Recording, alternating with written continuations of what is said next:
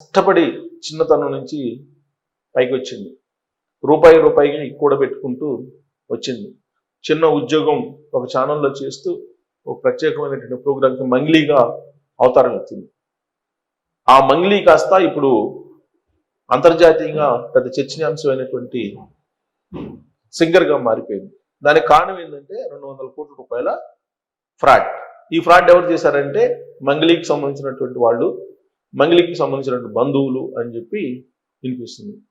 వాళ్ళ స్నేహితులు లేదంటే వాళ్ళ బంధువులు తెలిసినటువంటి వాళ్ళు ఫ్రాడ్ చేస్తే ఆవిడకే సంబంధం అని చెప్పేసి జనరల్గా భావించాలి.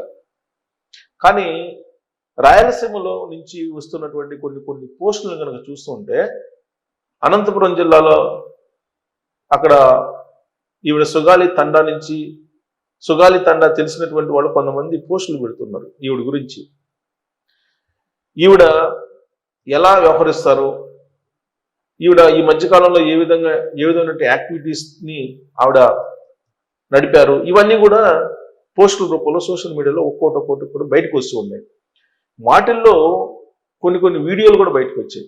మీకు ఎక్స్లో కానీ లేదంటే మన ఫేస్బుక్లో కానీ లేదంటే ఇన్స్టాగ్రామ్లో కానీ ఈవిడ కర్నూలు సభలో కానీ అనంతపురం సభలో కానీ లేదంటే ఆంధ్రప్రదేశ్లో ఎన్నికల సందర్భంగా మీరు ఫ్యాన్ గుర్తుకి ఓటేయండి, మీరు చల్లగా ఉంటారు, ఫ్యామిలీ తప్ప వేరే వాళ్ళకి వేయద్దు, మీరు ఎవరు నుంచున్న అభ్యర్థి జగన్మోహన్ రెడ్డి గారే నించున్నట్టు మీరు భావించి ఓటేయండి, ఇలాంటి ప్రచారాన్ని చేసినటువంటి వీడియోలను ఇప్పుడు తిప్పుతూ ఉన్నారు సోషల్ మీడియాలో. ఎందుకు ఆ విధమైనటువంటి ట్రోల్ చేస్తున్నారు, ఆ వీడియోలను ఎందుకు వైరల్ చేస్తున్నారు అని అంటే